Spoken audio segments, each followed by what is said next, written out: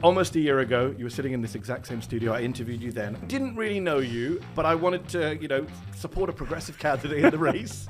To do your pitch. Deborah Messing is kind of nuts now. She accused you of celebrating 9/11. You were 9 years old. To have the president of this country openly question whether I should be detained or deported or arrested. Barack Obama, who was constantly smeared by Republicans, he was falsely accused of being a Muslim socialist from Africa. You literally are a Muslim socialist from Africa. What Muslims want and deserve is just what every other New Yorker wants and deserves. Respect and dignity. Why is it vote blue no matter who, but a little asterisk caveat except Zohran Mamdani? I think what we need is to fight.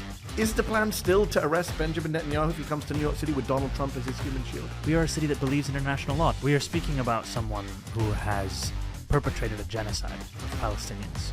If Trump can ignore the Constitution and run for a third term in 2028, does that mean that you can ignore the Constitution? No, and run don't for even, president don't even, no. in 2028? No. No plans? No.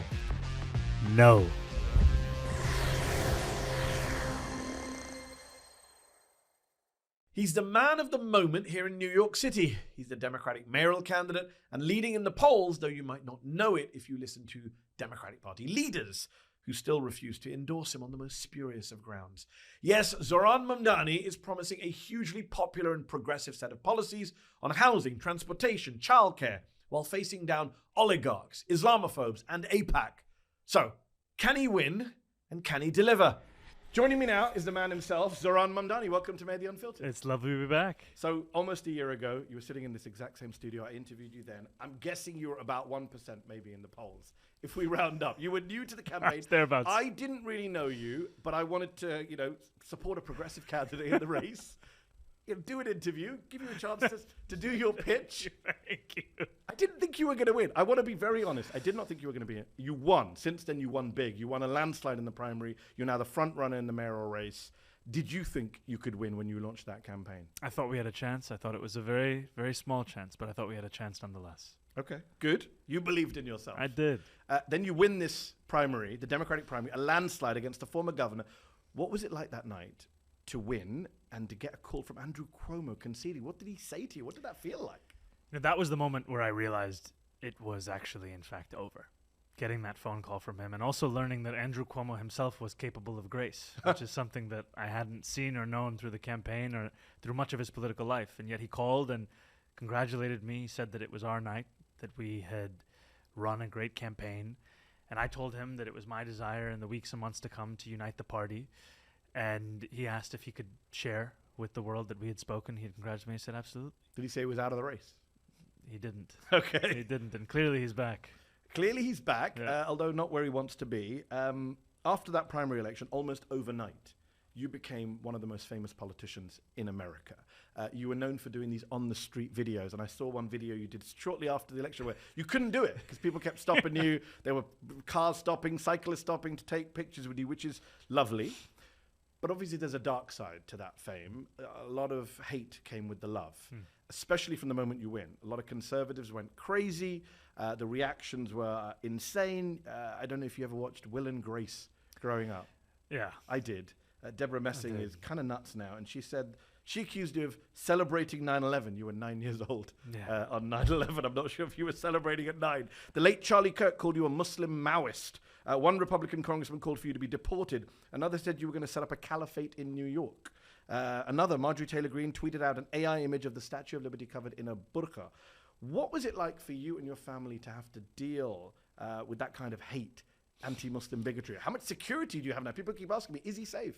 I'm safe, and it's been quite heartwarming to receive the number of messages just inquiring about that. And I'm lucky in that I have protection from the NYPD at all times of the day. And yet I also know that these threats are a very real fact of life over these last few months, and even before then, frankly.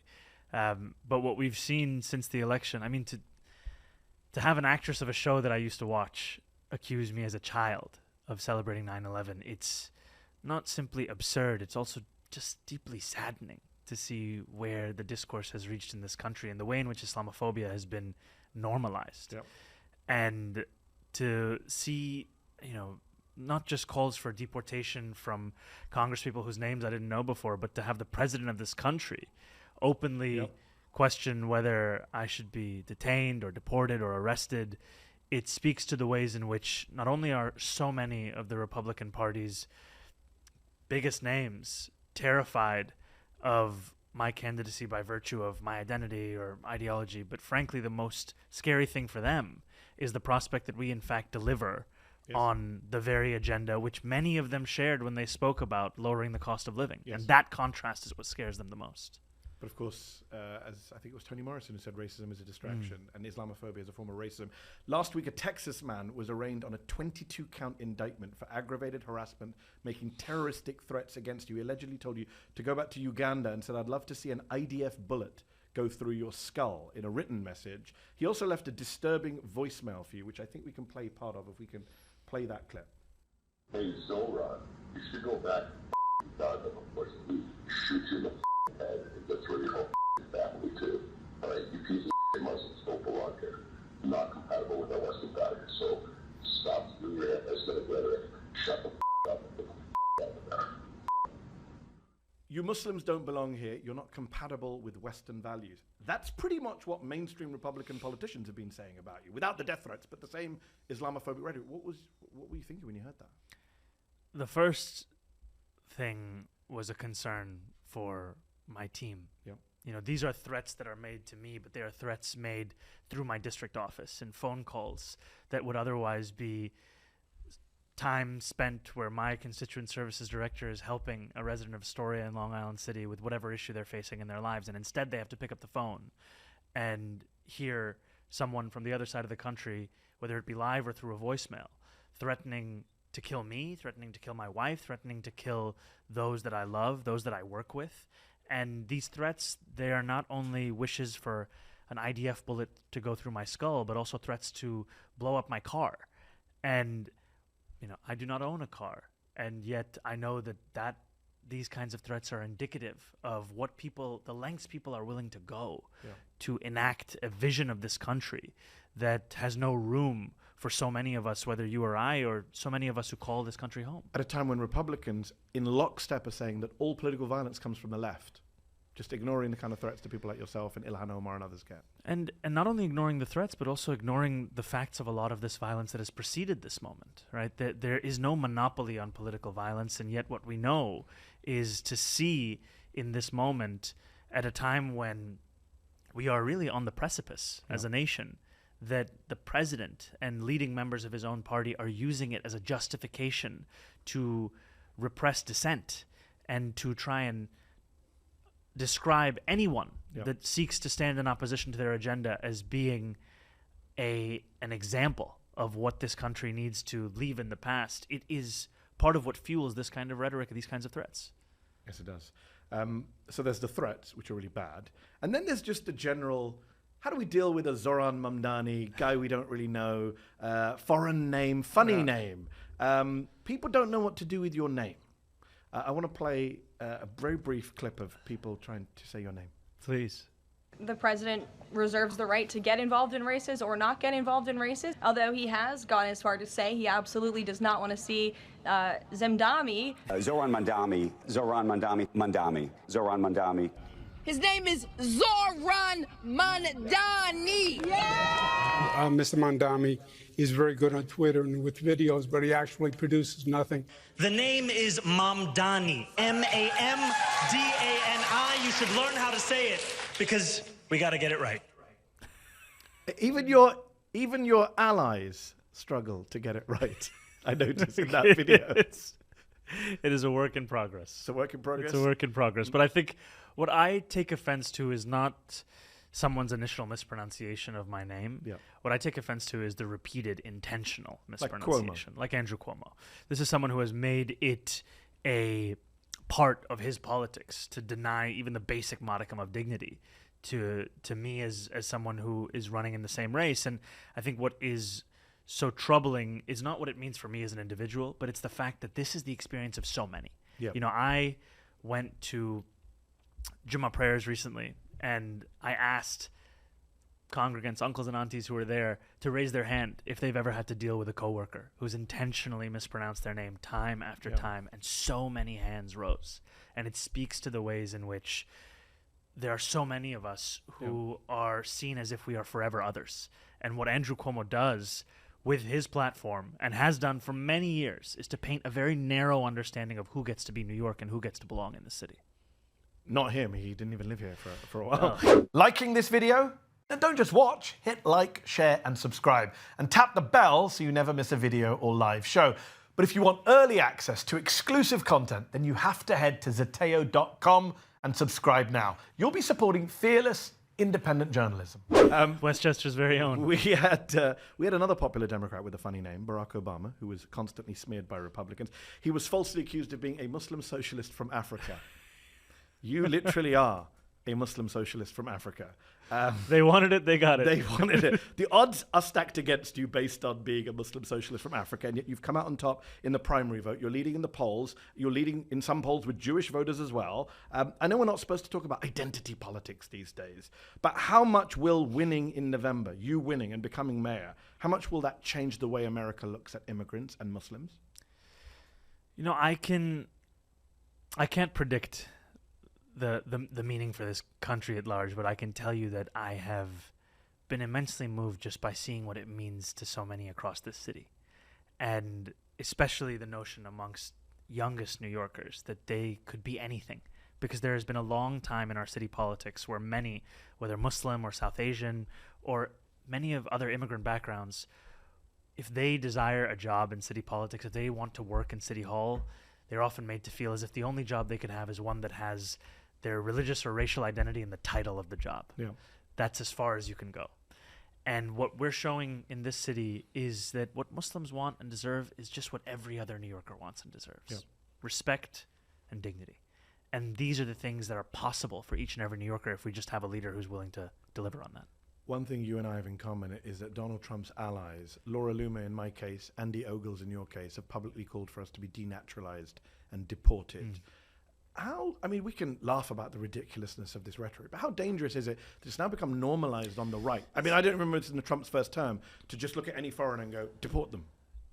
It is very dangerous. It's dangerous because it is the foundation of dehumanization, is to, through every which way... You're not a real American. Yeah, you're not a real American. You're an other. You are someone who does not belong here. And this is... You cannot separate that kind of an approach from these kinds of actions that we hear of in the voicemail that are being threatened. Yeah. And I think it is also what so many of us have come to expect in being in public life, and yet that does not make it any more acceptable. And even the basic fact of me eating biryani with my hands is something that outrages Republican congressmen. It outrages a Republican congressman whose father-in-law, I should point out, is Dinesh D'Souza, an Indian immigrant who I'm pretty sure has eaten rice with his hands at some point. I did not even put the two and two together. Yes. The general election is just over a month away. Last week, you got the trifecta of state endorsements from New York Governor Kathy Hochul, State Assembly Speaker Carl Heastie, and New York State Senate Majority Leader Andrea Stewart Cousins.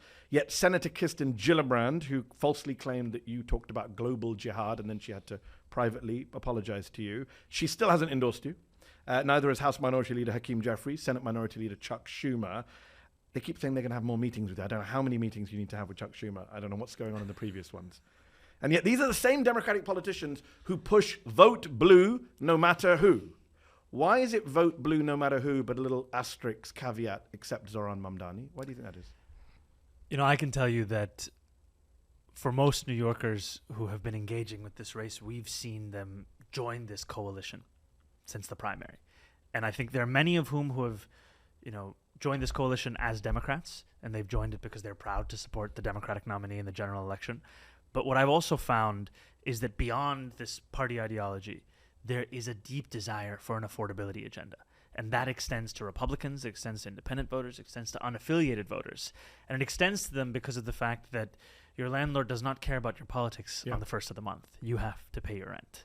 The MTA does not care about your politics when you have to pay $2.90 to ride the slowest buses in the country. Yeah. And the city doesn't care your politics when you have to pay $25,000 a year for childcare.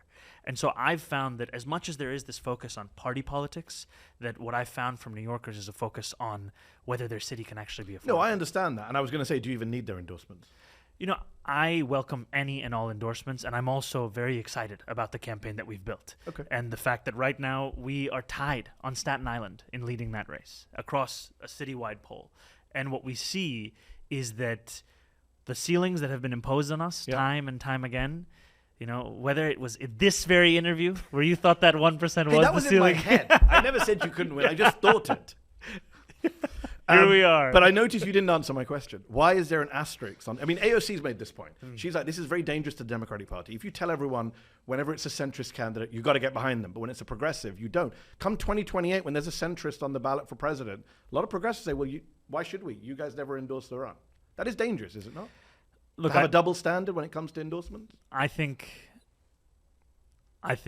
what New Yorkers are looking for is consistency, and I'm trying to show that in my politics and in my campaign. I get it. You're saving your best stuff for your next Chuck Schumer meeting. On Chuck Schumer, 62% of Democratic voters say they want new leaders. I wrote a piece recently saying Chuck Schumer, Hakeem, Jeffries, they got to go. They don't have the stomach for this fight. They're busy writing sternly worded letters at a time when fascism is at the door. Do you agree with 62% of Democratic voters who say the Democrats need new leadership? I think what we need is to fight. And what I mean by that is that too often our response to an authoritarian administration is one where we seek to accept the terms of their debate. And not only do we not push back sufficiently, we don't also have an affirmative vision of our own. And I think that we have seen what that will lead to. Right? This moment is not just an indictment of the Republican Party. It's also an indictment of our own party that we've gotten to this point over so many years. It's not simply a recent issue where working people do not see themselves at the heart of our politics. And that's what I really feel from New Yorkers, is a desire to showcase here in this city not only the rejection of the values we're seeing out of the White House, but also a vision for what this city could look like that could then stand as an alternative to D.C. Because for too long, New York City has been the answer for how we got Donald Trump, not what we could do beyond Donald Trump. We all want that vision. We want to fight. The question is your party up for that fight? That's what we're showing right now, is that it can be. One of the most popular campaign policies you have is a rent freeze for stabilized units across the city. A lot of your critics have voiced concern about the policy, not just right-wing critics, arguing that it would drive up prices. It doesn't deal with the issue of supply. They argue that that policy would make an already tight rental market even more unaffordable, unattainable to those who live in market rate units. What is your response to that line of criticism? The first thing you need is to have a housing policy that applies to all 8.5 million New Yorkers. Our policy to freeze the rent for rent-stabilized New Yorkers will quite literally freeze the rent for more than 2 million people. And it is also not an exhaustive list of our policy. It will be coupled with a dramatic increase in housing supply across the board. And that will be done not only by the public sector taking on the building of 200,000 homes over 10 years, but also by ensuring that the private sector can build at a new level. And it can do so through zoning and procedural reforms. Because what we've seen is that, you know, while Jersey City is building 7 homes per 1,000 people, while Tokyo is at 10, New York City is barely at 4. And so we need all of these approaches to ensure that we're providing immediate relief and medium and long-term relief to a housing market that is currently has far too few houses that are actually being built. What about the issue of supply? This goes back to that. Is, you know, right now, when you ask a number of developers, what's the most expensive thing about building in New York City? Yeah. I've heard from many of them say the wait. Okay. It's not the cost of labor. It's not the cost of materials. It's the amount of time it takes for them to actually get to work. And that's why we've spoken about expediting the process by which those permits are actually being produced and going away from a piecemeal neighborhood view. So you're a progressive who's into Ezra Klein abundance, deliverism. I've spoken about it. You can do both. I think that there is a real need for us to have a politics that both addresses the immediate needs of working people and builds towards a future that can address the long-term issues that we face systemically. You've proposed universal childcare for New York City, a policy that Governor Kathy Hochul has also championed. She signaled her willingness to work with you on that front in a recent interview with New York Magazine before she endorsed you. She said, we can't do a $7 billion childcare program in year one. How about over a longer runway? Let's do things in a smart way. Do you agree with that? Not year one, but we do it over a longer term, work with her? Or? I think that universal childcare is something that will take more than 1 year. And I think that the critically important thing is that we show New Yorkers significant advancements towards it until we fulfill that vision. And that's a vision we have to fulfill because the cost of childcare right now is $25,000 a year for a family, for one kid. And we've seen, New Mexico just rolled out universal childcare. We've seen in Quebec, they had universal childcare. They saw a 10-to-1 return on that investment. And this is something that I often take issue with, is that we typically focus on the cost of implementing universal childcare. We do not speak of the cost of not having it in this moment. Right? A few years ago, a study was done where we found that New York City was losing more than $20 billion in economic benefits because of the lack of universal childcare. The cost of implementing this, it's about $6-7 billion. It's significant, but it's actually much less than what we're facing right now. You and Governor Hochul, though, have butted heads on taxing the rich. In that same New York Magazine interview, she said, and I quote, "Tax increases, I'm concerned, will have a negative effect on our ability to keep businesses here that I need to." You want to enact a higher corporate tax rate, I think New Jersey's level, I think is what you said. Governor Hochul is not on board with that. You've served in the state assembly. How do you get such a policy through if the governor and many of your colleagues in the state assembly are against raising taxes? Because they're worried that the billionaires will flee to Florida. I've found in my time in Albany that there is immense support for increasing taxes on the wealthiest New Yorkers, the most profitable corporations, so as to make a more affordable life for all. And I found that if you look at the Assembly and the State Senate, every year they put out their vision of the state budget, you'll find those tax increases within that vision. And I also will continue to make the case to the governor that these are the ways I think are the most productive manners in which we can raise this revenue to pay for this affordability agenda. Now, the most important thing to me is paying for the agenda. If there are other pools of money that are there that can be used towards that, great. I happen to think that these are the two most straightforward and direct ways that we can fund an agenda that would transform the most expensive city in America. What about the argument that billionaires will flee? Do you really want to drive Bill Ackman out of New York City? I want Bill Ackman, I want him to stay here. It's because I don't want someone to be able to write a longly worded tweet from somewhere else in the country. I want them to be able to write. Calligraphy needs to live. And it can live right here in New York City. I love the fact that only the terminally online people will but understand I knew you were here. Burn. I knew that was you. I live on the internet, so I understand. Me and Bill Ackman understand that burn. But in all seriousness, the Fiscal Policy Institute did a study of this question of capital flight. And they found that the top 1% of New Yorkers left at 1/4 the rate of other income brackets. And when they do leave, they leave to other states that are often described as high tax, New Jersey or California. So it is not actually about the fiscal policy that drives that flight. It is much more, in fact, about quality of life. And this is the case I've made to some of the wealthiest New Yorkers that I've met, is that the quality of life in this city cannot be disentangled from the question of whether or not we will fully fund our city services, right? You feel that lack of quality of life, whether in public transit, whether in sanitation, whether in our libraries, whether in the sense that this city is actually thriving. And so much of that will be at the heart of our agenda of what we pay for. I mean, you can't have Scandinavian public services with American tax rates. That is fundamental disconnect. That's a very good line. You've pissed off the right people, Donald Trump, big corporations, the Democratic establishment. I would argue that these are forces that even if you win a landslide in November, will still not accept you and will do everything they can to undermine you because, as the Americans used to say during the Cold War, we can't have the threat of a good example down south. If you do well as a lefty, a progressive, a socialist, and we'll come to socialism, they will do everything they can. Donald Trump's already talked about cutting funds and sending in the military. I feel like they will try and do everything they can to make your mayoralty a failure so that they can say, okay, you got this guy, but look, it didn't work. Now let's get rid of the left for a generation. Do you accept that as a threat you face? I accept that they will throw everything at us, they especially being Donald Trump and his administration. And yet I also know that there are so many opportunities we have to deliver on this politics, irrespective of their threats. And we know that also their threats are a fact of life, no matter the orientation you take to Washington, D.C. And delivery is key. It is. And right now what you have is probably the most collaborative administration you could imagine in City Hall with regards to Washington, D.C. And yet even with Eric Adams, Donald Trump's ambassador right here in New York City, to quote Michael Blake, even with that reality, Donald Trump is threatening to strip the city of more than $50 million.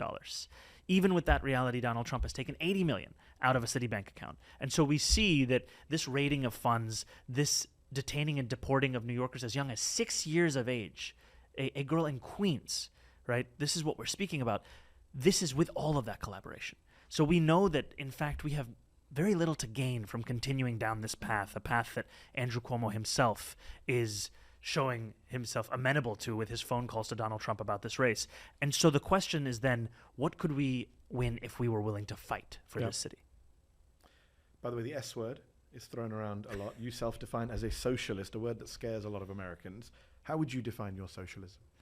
I would go back to the words of Dr. King, who said, call it democracy or call it democratic socialism, there must be a better distribution of wealth for all of God's children in this country. And I think New Yorkers feel that in the wealthiest city, in the wealthiest country, in the history of the world, 1 in 4 New Yorkers are living in poverty. Right? $2.90, the cost of one ride on the bus of a MetroCard swipe, that's out of reach for 1 in 5 in this city. And yet we have become numb to these statistics. And it's time to actually confront them for the weight that they actually have in working people's lives and deliver something that they can afford. You won just 8 out of the city's 33 majority black neighborhoods in June. Cuomo won 25 of them. Adams 4 years ago won all of them. Despite being a brown guy from Africa, you seem to do better, your critics say, with white voters than with black voters. What is your plan to turn that around before November? Well, I think a lot of that is also the experience that we had at this table. When I came to you in the beginning, right, I was at 1% to be charitable. Maybe. We may have rounded up. Inshallah, 1%. And that was my experience running around the 5 boroughs of the city, introducing myself time and time again. And what I found is that I wasn't just running against Andrew Cuomo. I was also running against the legacy of Mario Cuomo, because that's who many New Yorkers associated with the name. Yeah. You know, I remember speaking with a pastor, and I was asking him, why did you endorse Andrew Cuomo? He said, I endorsed Mario's son because Mario was good to me. And what I found over the course of this race is in introducing ourselves, this campaign, this agenda, we have received more and more support. And I'm proud to say that today I am leading with black New Yorkers across the 5 boroughs. And that's indicative of the fact that this is an agenda that speaks to the crisis at hand, which is in many ways a reverse of the Great Migration. This city has lost more than 200,000 black New Yorkers in the last few decades alone, where I speak to pastors and they tell me that much of their congregation now lives in South Carolina because they just can't afford this city anymore. Wow. By the way, on Andrew Cuomo, do you chuckle to yourself when he calls you a Nepo baby? I do. Mario Cuomo's son versus Miranda's son. New York Congressman Dan Goldman, a Jewish Democrat, has also said he will not endorse you until you take, quote, concrete steps to address the fears of Jewish New Yorkers. Are Jewish New Yorkers afraid of you? Do you feel the need to appease the likes of Dan Goldman? You know, I feel the need to live up to my promise to serve each and every person who calls this city home, and that includes our incredible Jewish population across the 5 boroughs. And I've met with Jewish leaders, be they elected officials, be they community leaders, be they rabbis, and I've spoken with them about their hopes for this city, as well as their concerns about living in this city. And when we speak about the rise in anti-Semitism, I often will have discussions around what we can do preemptively and the need to increase funding for hate crime prevention programs by 800% to more than $20 million, and how that can be helpful in tackling this issue in this moment. And I've also heard from them about a desire, for example, right now in the High Holy Days, to ensure that police protection continues to be a fact of life at their synagogues and their temples so that they can practice their faith without fear of their safety. And this is a critical part of what it means to serve this city. According to a July poll from Zenith Research, you had a 17-point lead among Jewish voters in New York City, with a total of 43% of the Jewish vote in total. When asked about this on CNBC, the CEO of the ADL, Jonathan Greenblatt, said he doesn't believe the polls, and he said you have not met with him. That's true, I haven't. Will you be meeting with him so he can vet you, I guess, or is that part of your strategy? No, I think there are far better representations of the concerns of Jewish New Yorkers than the ADL and Jonathan Greenblatt. In our interview last year, you told me... actually, I must add one thing. Go on. Which is that the other night I went for Rosh Hashanah services in Brooklyn, and I was with hundreds of Jewish New Yorkers, and it was this beautiful service. And at the end of it, as I was leaving, an older woman came over to me and shared a sticker that she had made.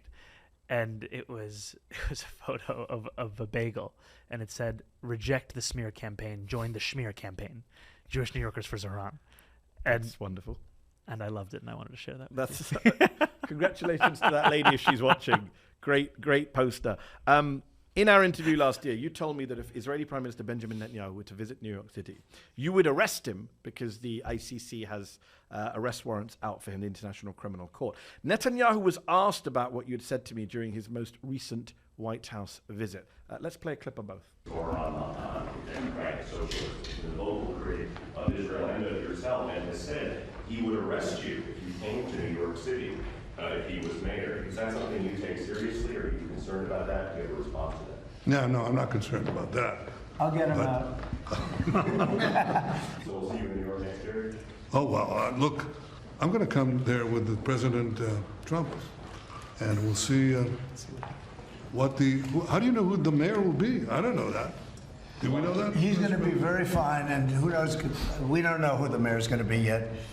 But this is a communist. He's not a socialist. He's a communist, and he said some really bad things about Jewish people, and he said some really bad things about a lot of people. And I think he's going through a little bit of a honeymoon right now, but he might make it. But, you know, it all comes through the White House. He needs the money through the White House. He needs a lot. He's going to behave. He'll behave. He better behave. Otherwise, he's going to have big problems. So you got to behave. I've got to ask.